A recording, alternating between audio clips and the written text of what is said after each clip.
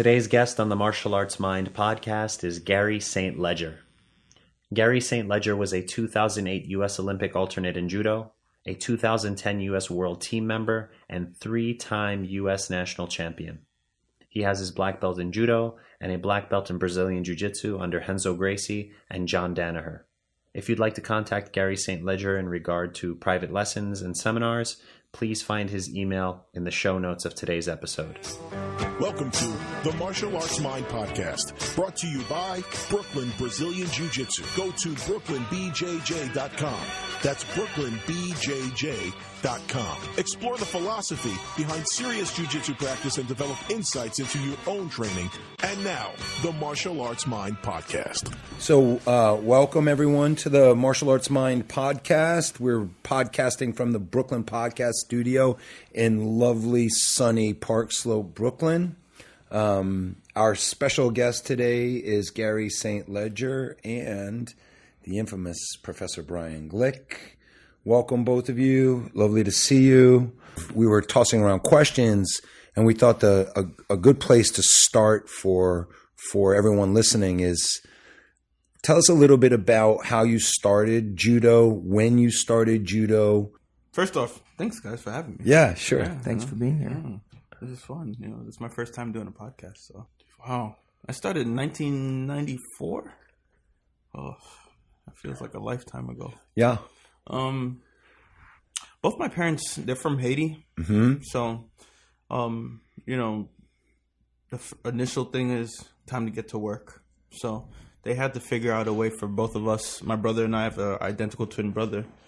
For the listeners, the lovely Harry St.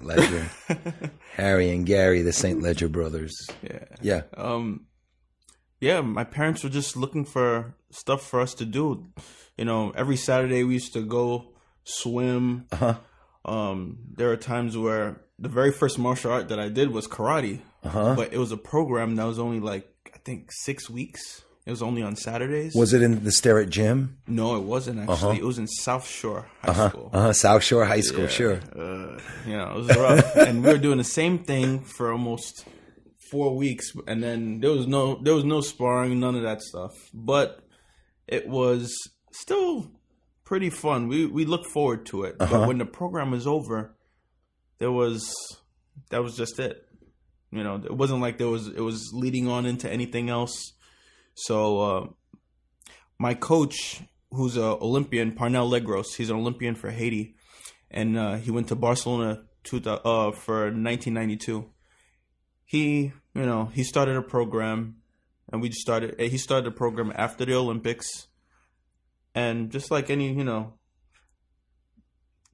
ethnicity, that, oh, my child is from Haiti, you're Haitian, oh, you could take my child, go.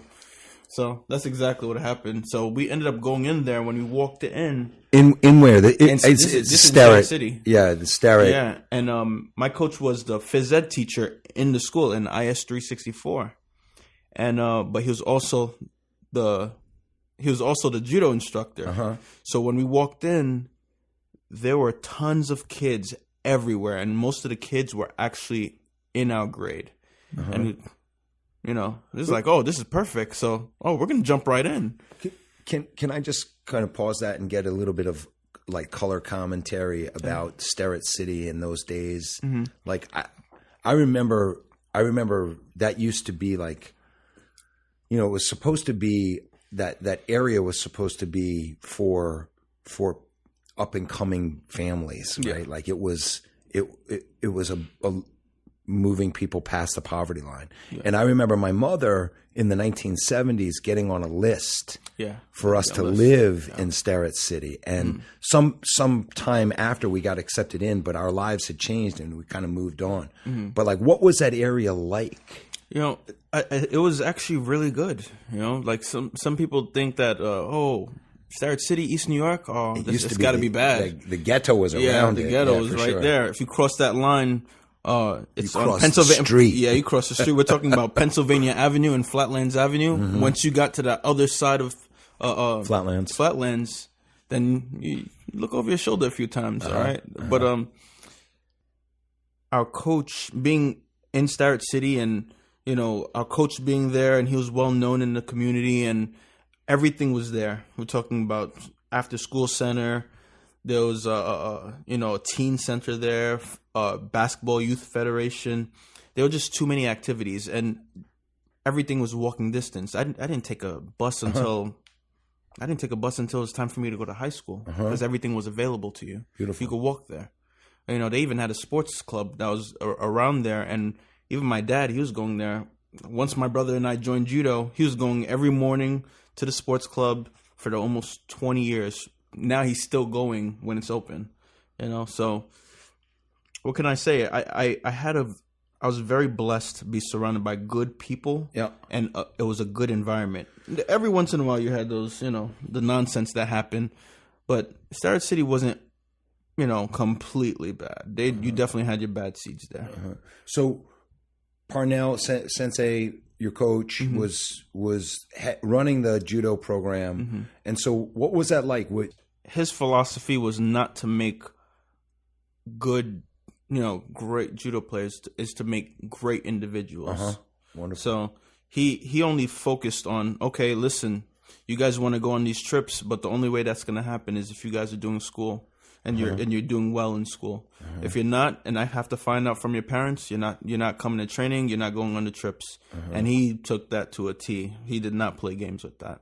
So that discipline itself kind of, oh boy, yeah, it stuck with us. What were the classes like when you took them? Do you remember? Yeah, it was, he definitely had those hard training sessions, and then every once in a while, it was a game. I was like, all right, fine. I was down with that. Like, why not? And everybody had a good time. But I think what made my brother and I stay was watching all the older kids like do amazing things. When you're a little kid and you're watching WWF and you're watching all these guys do these flips, and they're doing all these techniques, throwing each other around. Well, I kind of sat there and I thought, oh, judo, same thing.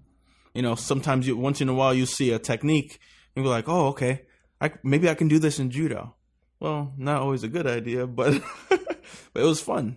It was tons of fun. I had a great time. My childhood I had a good time as a kid. So you and I have talked before, and the training was very rigorous, wasn't it? Yes, it was extremely rigorous, even for little kids. You're 9, 10 years old, and you're sitting on, you have to do 100 repetitions of something, and to be mentally focused to sit there and do 100 repetitions of certain things, you kind of sit there and you're like, what's going on here? My arms are getting tired. Is this normal? Is this normal? Kids are so used to just being free, and they don't get tired. That's normal. Like, kids are built off of energy. But now when you have a fixed program, now they start getting tired. And they can't do anything else besides that. Well, that's exactly what happened to us. But as I grew up doing judo, what I realized, all those things that my coach used to make us do, and I used to think they were stupid, they all paid off later on. Yeah. It made sense to me. Now I use them even when I teach the kids now in Brooklyn. So, I think he gave us a guideline on what life can be like, rather than and what you want it to be like, but it's going to require some work. Did you ever want to stop training at that stage and age? Like when you were 10, 11, 12, did you want to quit? Oh, no. Never. No, not at all. I think I've only had 2 instances where I felt like I wanted to quit. And the first one was, I think, my second day in judo. Some yellow belt, grabbed me and he dropped me. He did a drop sinagi. He dropped me and my head hit the mat first, and then I went onto my back. I've never had impact like that. It's like getting punched in the face. You could still feel it, right? I still feel it in my soul. Me too. And I was like, I don't want to go back. I don't want to go back. My parents was like, you don't have a choice. So I went back, and every day for like almost 2 weeks, I was dreading seeing this kid. I was just like, man, I don't know if I want to keep on doing this. But because there were so many kids, it was such a big program. There were times where we never even got a chance to meet up in a sparring round in Rendori. So it was okay. And then I started to pick up a little bit more confidence. And I remember, I think maybe about 2 years later, after I had already been doing judo, and I think he decided to come back, then I started letting him have it. I was like, a part of me was like, yeah, get him. Another part of me was like, is this, fighting this hard? Like, it shouldn't be as violent as you think it's supposed to be. You're a little kid. Even back then, I said to myself, I wasn't a violent kid. To this day, I've never been in a fight with anybody. Great. So what was the second time? The second time was, I had just, it was Olympic trials. So I lost at the Olympic trials to Brian Olsen. I think that was his third Olympics that he was gunning for. And he came out of retirement just to try to make the next Olympic team. And, this is a grown man. I was 21, 22 years old, just making my first run. And I had just made, I was number one in the country. But, experience speaks volumes sometimes, you know. And, he got the best of me. And I had missed already 2 junior world championships. I had got beaten in the finals, lost to a couple of people, good players. And, I got to that level of fighting in, Olympic trials, and I just didn't feel good anymore. Like, I didn't have that love for it anymore. But things kind of changed, my mother said, and it's funny because I actually have this tattooed on me. It says La Foi. It means faith. My mother's like, "Oh, why would you leave a sport that has been so faithful to you and given you all these different opportunities? Why don't you learn to be faithful to the sport? Wow. Why don't you give back now? Do something different. Just go in a different direction." And that's when I started having a little bit more fun teaching. I was working at different locations and, teaching judo. And, it had its ups and downs. I had to change my teaching style. When you look at judo, aesthetically, it's beautiful. It is. But those falls aren't fun. Those falls hurt. Yeah. That's why I won't throw you in the practice. He will, but I won't. I think it's a pleasure when you guys throw me, Like when you guys whenever I show you something and you guys execute it to a T, that's beauty within itself. I take falls all day long. I'm okay with that. Listen, if I'm hearing you correctly, your parents on both of those occasions were like, at the first instance, they were like, "You don't got a choice, you going." And the second occasion, your mom brought in this lovely kind of twist, if you will, on what you were experiencing. In the martial arts, like there are juniors, there are young people that are coming through, and inevitably they want to quit. Yeah. And we always hear like, "I don't want to force my kid to go," and you're proof positive that, like, when you don't have a choice in this, and like it's inevitable. It's inevitable in the practice. I think both of us have probably experienced something like that. I think very early on for me, when I was 11, 12, I had that. As an adult, I did not. But like, what would you say to a parent, or what would you say to someone who doesn't have the foresight yet, and they know that their child or their, this young person in their life, it's good for them, but they don't know how to manage that? What would you say to that person?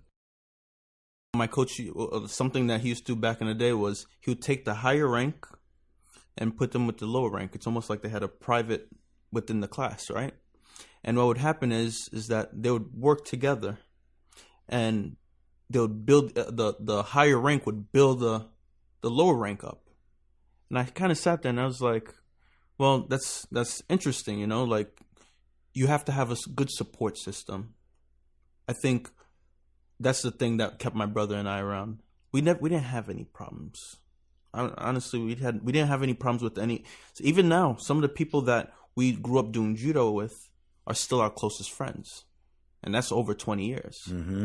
And I think it takes the parent who is dealing with a child that's having a hard time.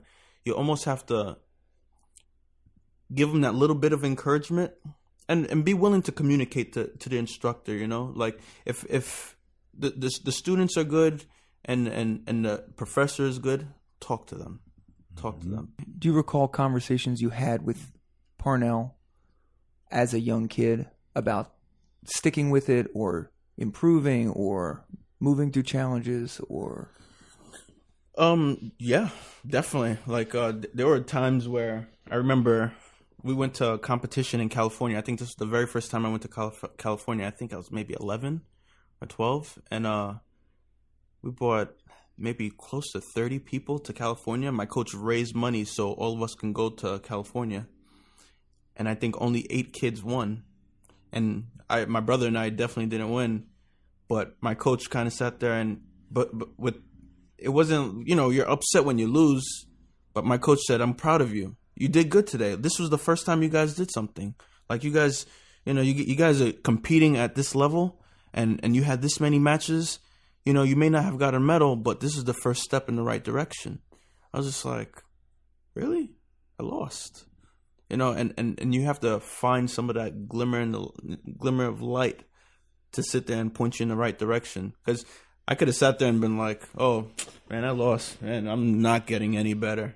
Well, you got to start taking those steps forward. Just because you have to take 2 steps back doesn't mean you can't take another step forward. So it kind of helped.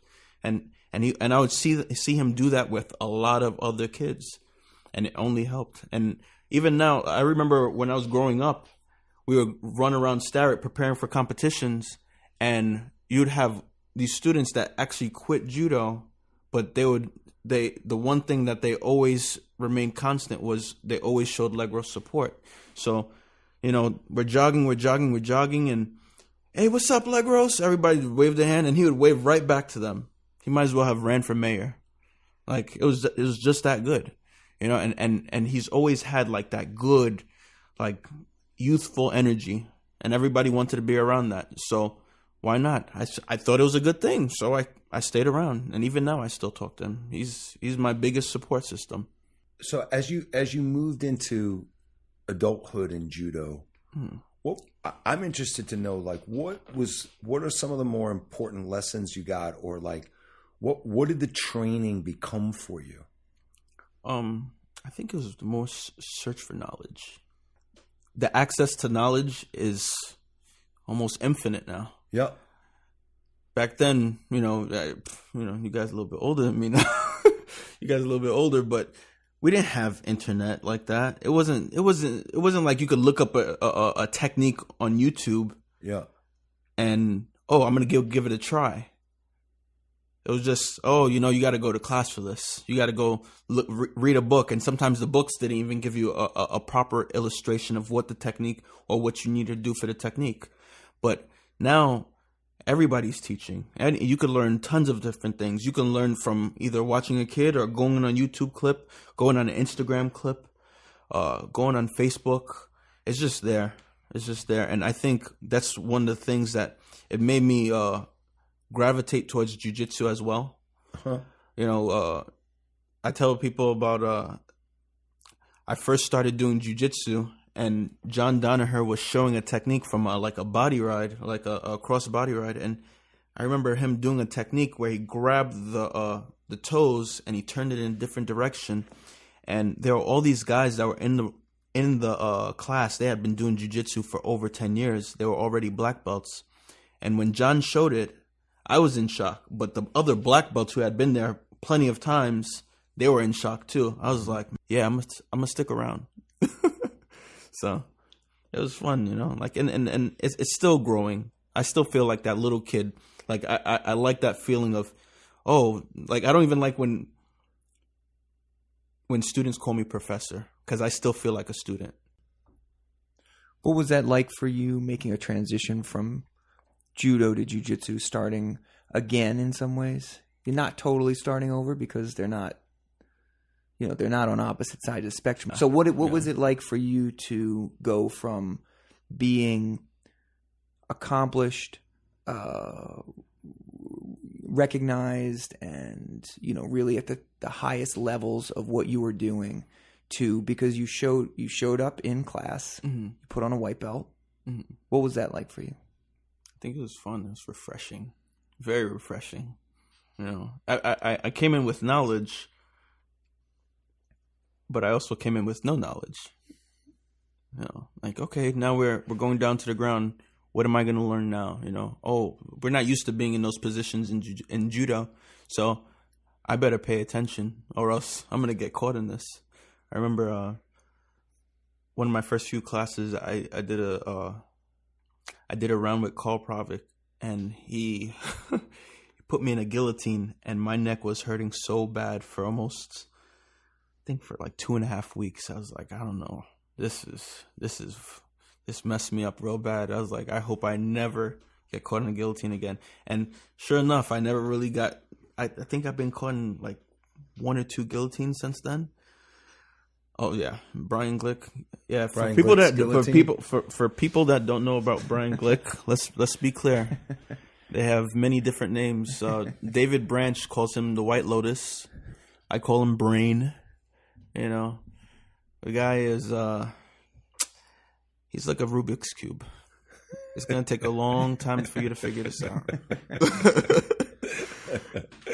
You know, and for don't laugh, because Gene is not too far off. You know, Gene is like that's one bear. That's one bear I wouldn't want Khabib to fight with.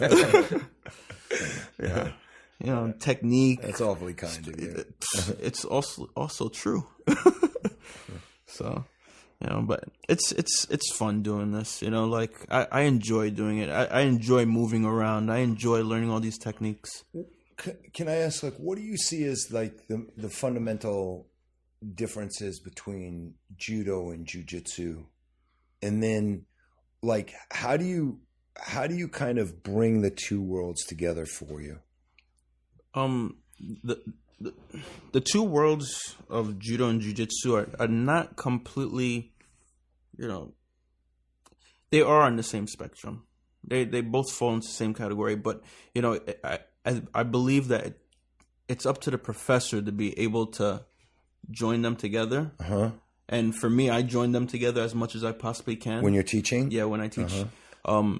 You know, to get comfortable to do a sport, you have to do a lot of repetition, and that's the thing that judo brought to me. You know, you sit there and you watch you sit there and you watch some of the clips of Japanese judo players constantly repping techniques over and over and over. And then that was as a little kid. And then I started going to training camps, and I sat there and I watched all countries repeating the same thing over and over and over. And, you know, to put those together, I try to bring that into jiu-jitsu and also that culture of judo to make sure there's not, you don't want to make sure you want to keep those morals in there so people can go in the same direction. You know, you want to make sure that when people are training with you, they feel, one, comfortable, they feel safe, and it's not so much about the technique but the experience within itself. You know? Talk a little bit about that. What is the culture of judo as you've experienced it? The culture of judo is fascinating to me. You know, like you can sit there and have a barn burner fight, and at the end of the fight, two individuals are always gonna, you know, hug, and, you know, everything is all good after that. It's always taught me about humility. Any day somebody can get you. Like, I got, you know, some people they look at a foot sweep as something that could be embarrassing. It's like slipping on a banana peel. I got caught with a foot sweep in the Olympic trials, and in the finals. And I didn't look at it as embarrassing. Of course, I felt bad, but I also saw technique. You know, you got to give credit where credit's due. And, you know, humility that comes with that, you know, you have to be able to accept those things in life. And those translations between judo, jiu-jitsu, and life, they come in contact quite often. Very often, whether people know it or not. Some people are, you know, it's completely absent to them. But I can't express how much judo and jiu-jitsu has really changed my life, put me in a good direction. You know the difference between what's right and wrong. I started realizing, okay, well, there's certain environments that I can be in, and there's certain environments that are not, that won't work for me. What's something that doesn't work for you? That rowdy, screaming, you gotta kill him, nah, no thanks. Talk to me. I want to hear direction. I want to be able to hear quality direction that's going to make me be able to accomplish whatever technique that it is, but it's not going to be to the point where it's going to be completely violent. Like, we know that the sports that we do, well, if God forbid we get into a situation, all four of us that are in here in the studio, God forbid if somebody who comes in here, we have a good chance. We have an extremely good chance. But what I've also learned is that you also have a choice. And the choice of going and, being violent, non-violent, holding down people. Like, there's a story we always talk about that recently happened with Matt Serra getting into an altercation. And I think that was Las Vegas or something or so. And Matt Serra, we all know what kind of person that he is. He's energetic too, but he went a different route. Belligerent guy gets in his face. He ends up mounting him, putting his hands down. The guy's saying, "When I get up, I'm gonna kick your ass." What does Matt Serra say? Yeah. He's pinning him down, right? And he could have gone the other direction, choked him out, snapped his arm, snapped a leg. Anything could have happened. But I think that's the quality control that comes with doing martial arts. You can make those decisions on a snap, very quickly. Some people don't have that control. And I think being able to do martial arts teaches you problem solving. How about your kickboxing training? Because you haven't been doing kickboxing as long as you've been doing jiu-jitsu. Yeah. But it is something that you have really taken to. Oh, yeah. And it is something very different from grappling, right? It's a completely different skill set, even though it's on the feet and standing up, and you have your balance, your movement, your direction change, and all of that. But how has that been for you? What have been some of the major differences? What have you had to change in your approach, if anything? It took me a little bit longer to make that transition into Muay Thai, because this time you're actually striking. It's not a throw. It's not a grueling. It's not an overly grueling fight, but you got to come to blows. And I think it took me a little bit of time before I made that transition. I thought it was a beautiful sport, but I've never punched anybody in the face, so it took me some time to really absorb that and accept it. And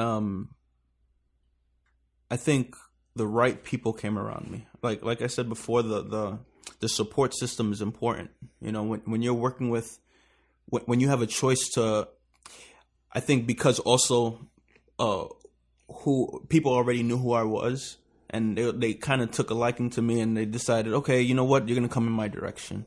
We're gonna help you out. We're gonna do this for you, instead of just jump into class and go do your own thing.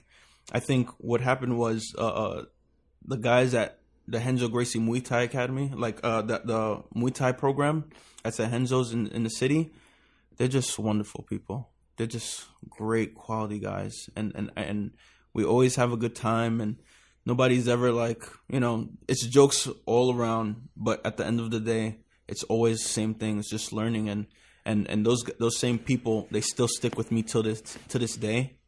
And what can I say? When it first came to throwing punches, I was nervous. I was pulling back so much, and they said, sometimes you got to step into the fire if and then you'll find out it's not so bad.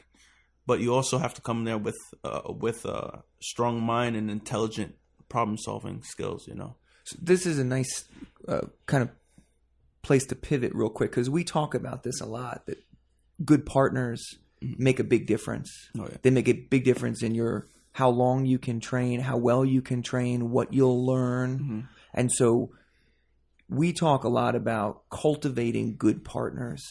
And then sometimes you have to say no. sometimes you have to say no to Oh yeah.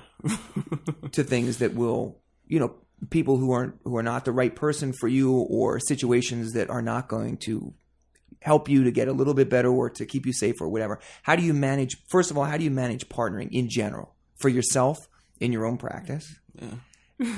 I think I know the answer. Brian laughs about this because, what can I say? From the moment I walked into Renzo's, Brian and Gene have been the guys that have really stuck to me like glue, and I've been chasing them really. They have so much knowledge, but I think that there has to be a sensitivity that comes with training, and also as well as a realistic approach. These sports require certain reactions, and if you're not paying attention to like the demonstration, when your instructor is doing something, well, you're gonna get the wrong reactions, and it takes a good partner to be able to see those reactions, so this way you guys get a real feel for it. And doing that over the years of constantly working with the same person over and over and over, that they're going to give you a good push. You're also going to get a great workout, and you both can bounce ideas off of each other. I think that's such a big part to it.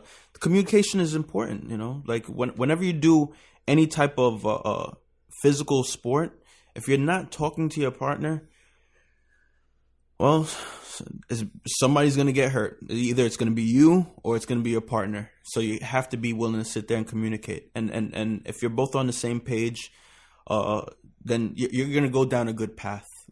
I would highly suggest for anybody that's doing a sport that requires that much physical attention to, you're first starting to learn about the sport. That's great. Now you start learning you start learning about the people that are in the class. And then eventually down the line, after about 2-3 weeks of doing it, if you find somebody that you really take a liking to and they give you a good workout, I would highly suggest that you stick with them, because now you guys can build a rapport, and you also, anything could happen. Oh, I'm doing a training. I was thinking, if you're free, why don't we work out this day? Maybe we could drill these techniques, and that's how you develop your techniques, a better mind for the sport. Because I take full pride in being asked to work with so many high level guys, but that also came from my learning in judo.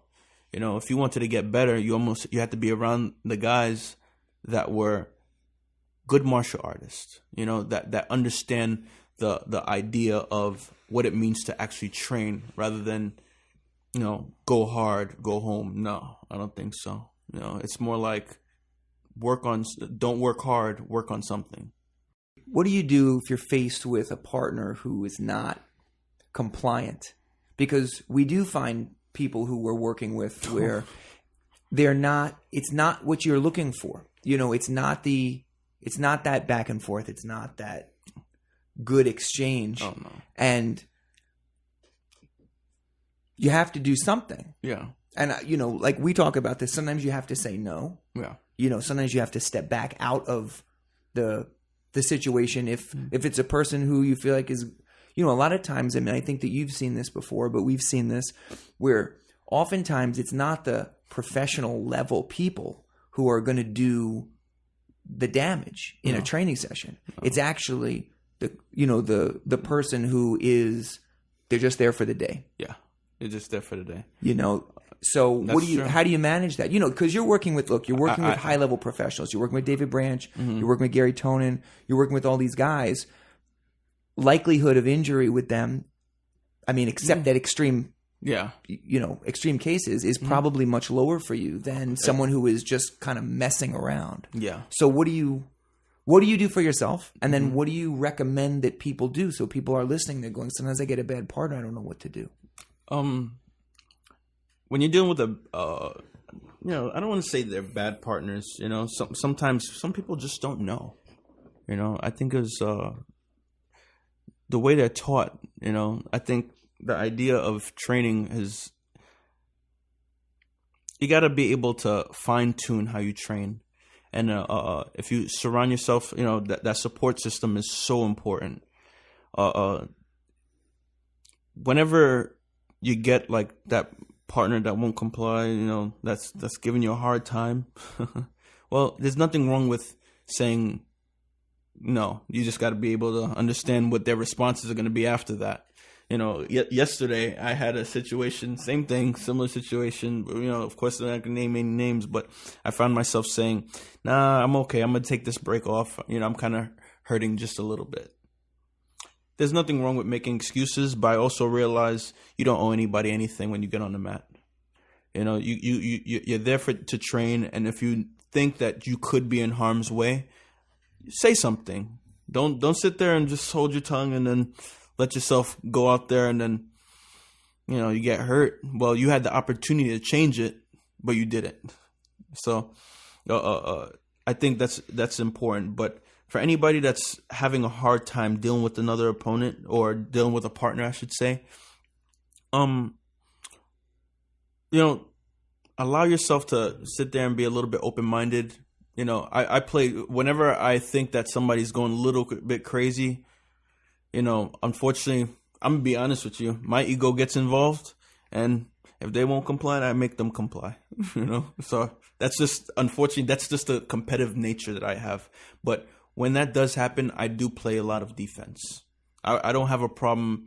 When I do have that control, I try my best to play a lot of defense and work on those things. Allow them to work. If they're going a little hard, I maintain my discipline, stay on the defensive side, and then hopefully when the round is over, we go on. Like, we won't cross each other's paths. But you have to take that into consideration. When you know that person might be there on a regular basis, you have to be willing to sit there and start calling your partners out ahead of time. When I would go to the European camps, a lot of the players, what they would do is when they would have live rounds, they would call out the partners before the actual training session. So if there were 10 rounds, they went and they talked to each person before the actual round. They knew that, one, this is a good round for me, and two, there's less chances of me getting hurt. And like you said, if you at the highest level, a lot of these guys, it's a lower case of injury, and those guys don't have the biggest egos, and there's no malicious intent behind that. That's great. Now, when you deal with somebody that you don't really know, of course, you're going to have your guards up. But, when there's an opportunity for you to save yourself, I think it's still important to save yourself. You can't, you want to be as independent as possible and still be able to work with other people. I got a question for you guys. So what makes you guys tick? Like, you always have new ideas. This is brand new to me. This is definitely brand new to me. Like, I've known you guys for quite some time, but to see you guys doing this is cool. I love this. I love this idea. You guys are creating you're creating questions for the martial arts mind, and a lot of people don't know this stuff. Like, usually you hear a lot about how, I got into this fight, I got into that fight, or, I broke this. Nah, I don't want to hear that.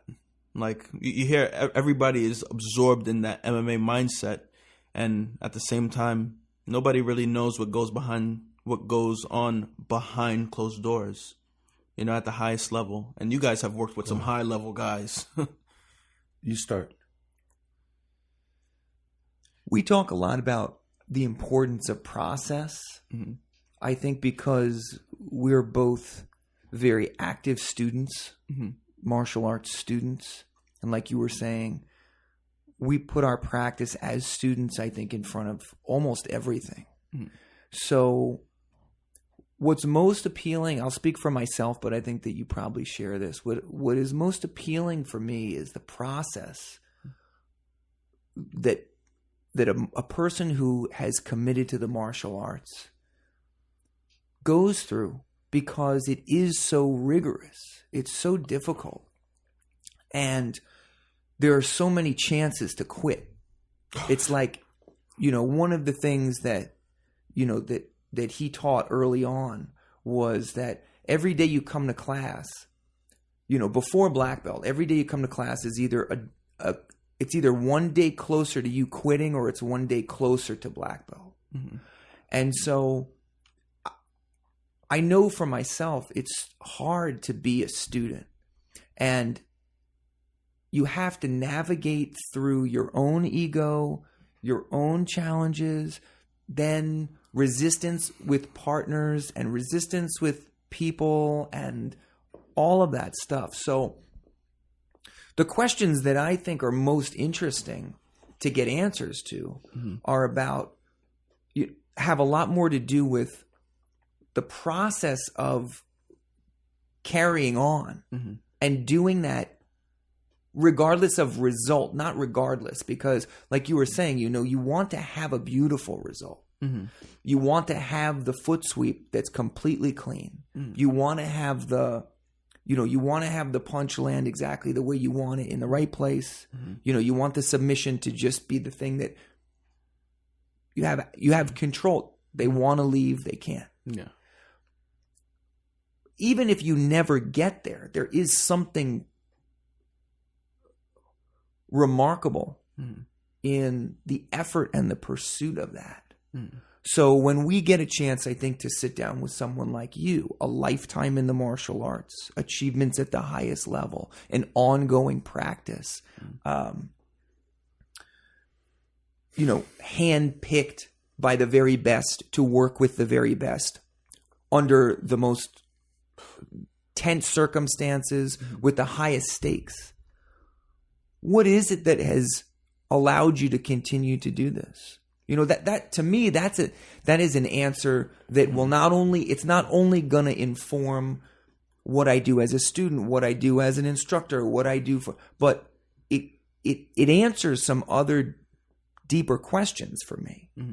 So from this side of the table, so to speak, those questions are much more relevant, because the utility of the training, like you were saying, if someone busts in here, or if we're walking home and someone jumps out of a dark alley, you want to be able to have those skills. You want to be able to survive and then to be able to succeed in the situation that you're in. But how often does that happen? I mean, really, for the most accomplished martial artists, like even for lifetime martial artists, unless you're going looking for that, how often does it happen? It doesn't happen that much.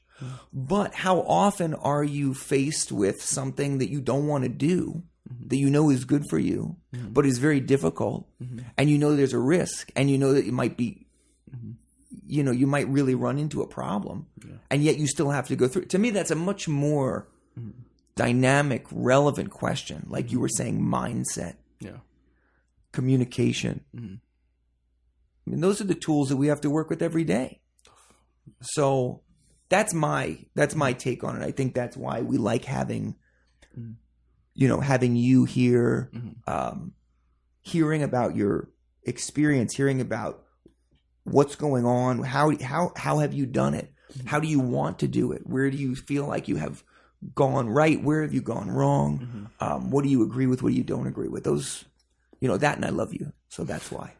Get it, man. That was well put. Very. I want to be clear. The question you're asking, what is the question? I like asking what you guys think. When I've heard pieces of your podcast before, it made me think, these are questions I kind of ask myself on a daily basis. When it comes to being martial arts, I'm not competing anymore. I'm not at that level anymore. I'm not that young. Well, I'm young, in life, but in the sport itself, when some guys ask me how long I've been doing judo or how long have I been doing martial arts, it's almost 25 years. And I don't realize how much time has passed by. But there was, even now there's a process that allows me to still wake up every day with a smile on my face, knowing that I have an opportunity to learn something and pass it on to somebody else. And that, to me, that's fun. There's nothing more gratifying than sitting there and watching students being able to accomplish certain things on the mat, no matter how big or how small. Like I see that with the kids. Yesterday, I took a page out of my coach's book, and he used to do this tournament called the Friday tournament, and he would line the kids from the smallest to the biggest. And there's a kid, he has his issues here and there, whatever it is, it might be. But he usually doesn't do well in the competition. But yesterday he did very well, extremely well. Matter of fact, he won matches. And I sat there and I watched that, and I watched the process. I remember when he walked in and he was very timid, and now, now he's winning matches. And I grew up with that already, watching my own teammates go through that. And to be able to give that to somebody else is what gives me the reason to, wake up in the morning at 6:30. I wake up in the morning, probably 5:30, leave my house at 6:30. Time to go help somebody else. That's gratifying to me. I don't know how that feels for a lot of people, but for me, that's something cool. And I feel like that's what the sport's given me. And I feel like when you guys decided to do this, you're actually opening up an avenue for people to be willing to sit there and say, I'm willing to sit here and listen to this, because I don't really have an opportunity to compete, or I don't have an opportunity to train with the highest level. But what can I take from this? How can I help somebody else in this process? And I think this was a great idea. When Gene first told me about this, I was like, oh, this is wonderful. This is a good idea. I like this idea. So, I think, Brian Glick had said something that I think about all the time. He said, the people that are on top control the discourse. Mm-hmm. And I have real questions about some of the more subtle messages that are going out to the practitioners and to the people in the martial arts from that perspective. Mm-hmm. Brian and I were at a camp, a jiu-jitsu camp. Mm-hmm. And we've told this story before, but I watched one of the people that were at the camp as an instructor tell a story about how he beat two people up on the street. Mm. And I looked over and I saw a woman, a mother of two. She had her two children there. And she wasn't from Brooklyn. She wasn't like, she wasn't a woman with a razor blade under her tongue, right? She was a nice, gentle woman. And she was enraptured by this story. Mm-hmm. And I thought to myself, wow, there's something really not right about this. There's something off about this. And that's an example of, I think, the influence that some of the people that are either by age or by ego not expressing fully what's going on in the practice, what's going on. And for me, and admittedly, I do globalize. I do tend to see, and I think, Brian, you're the same way in this way. Like, the martial arts mirrors life so closely. And so I want to challenge the discourse. And I want to make sure that people out there are not being hypnotized by some of these more insidious mindsets and paradigms that if you were to kind of peel away some of the exterior stuff, what's behind it, you've got some not so nice things. And so I think where him and I were very interested to hear from you, because like that stuff's trickling down into the young people. And then how does this thing unfold for us? And I think I speak for everyone in the room. Like, every single one of us have had a profound change in our lives from the martial arts. And some people call it sport, and some people call it this, that, and the other. But the ones that stay and the ones that are deeply involved in the practice, that thing is profound. And I want to challenge deeply this like ground and pound mentality. And there's no foresight, you know, like we cannot lose the martial arts. Like your generation cannot lose it. My generation, like I came out of the 90s, the 80s and the 90s. Like part of this jiu-jitsu revolution, part of this MMA revolution is because our generation started to challenge the status quo. It's fine, right? But like we can't lose it. Of course there's got to be progress.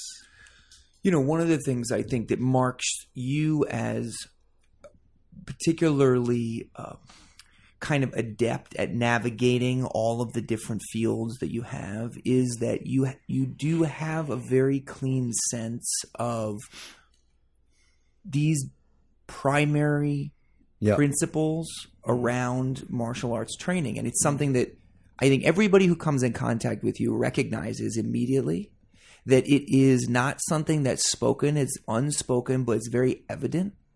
And it's why I think we wanted to start the conversation today around your early training, because there was something that Parnell instilled in you very early on that was more than just Osotogari. Do you feel that yourself? Like, do you feel these principles there present for you in whatever you're doing, training, sparring, practicing, saying yes, saying no? It does. I feel it 100%. I think the combination of, besides the fact that both my parents and my coach are Haitian, they have pretty much similar mindsets. You know, they're so stuck on their ways, but at the same time, there were still tremendous values that were taken out of that. And I think they made me realize the organization of what life can be like if you take that direction. And if you decide to go the other direction, this is exactly what can happen. She says, why are you going to turn your back on something that's given you so much? Right? Why? Yeah. And then I heard you say you made the decision to start giving back.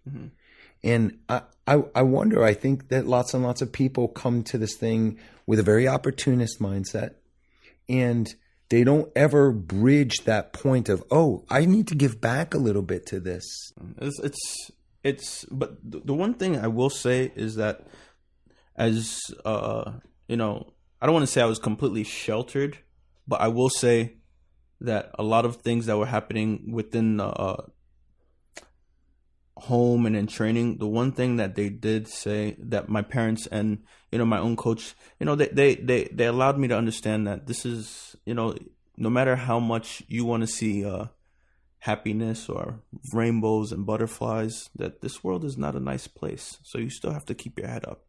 You know, you have to look over your shoulder. You have to be able to recognize when things aren't going in the right direction, especially whether it's with you or somebody else.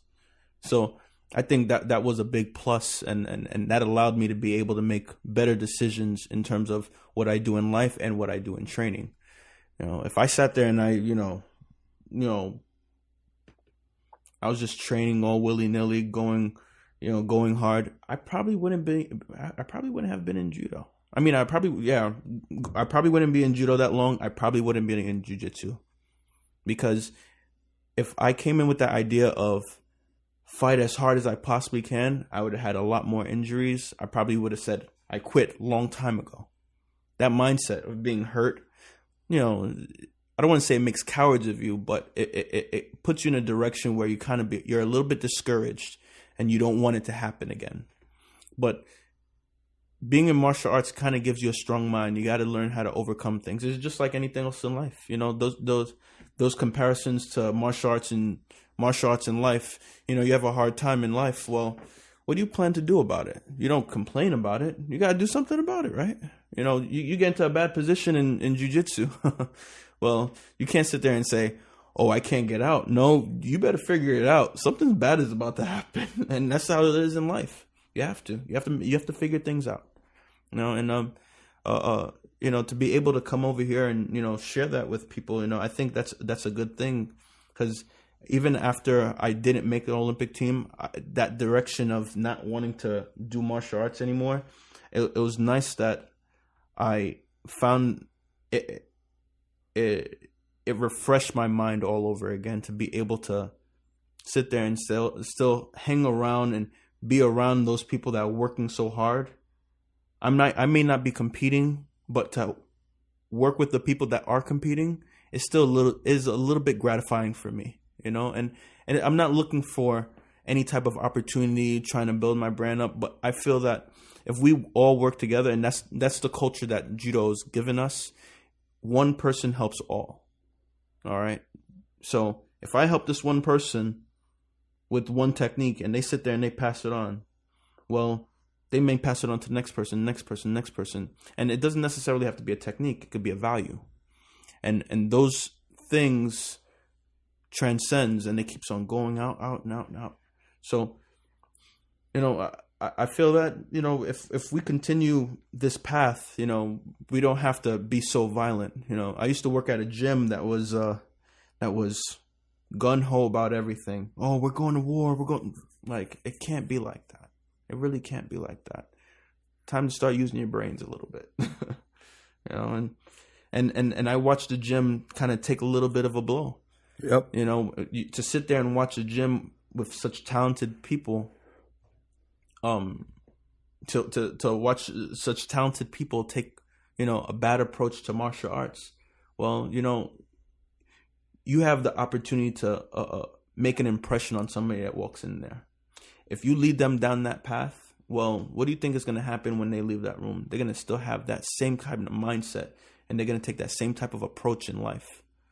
And you know what? That's the wrong mindset to have in life. You have to be willing to, and you're a product of your own environment, but you also have a choice in what you do. Garry St. Ledger was a 2008 U.S. Olympic alternate in judo, a 2010 U.S. World Team member, and 3-time U.S. national champion. He has his black belt in judo and a black belt in Brazilian jiu-jitsu under Renzo, Gracie, and John Danaher. If you'd like to contact Garry St. Ledger in regard to private lessons and seminars, please find his email in the show notes of today's episode. This has been the Martial Arts Mind Podcast, brought to you by Brooklyn Brazilian Jiu-Jitsu. Go to brooklynbjj.com. That's brooklynbjj.com.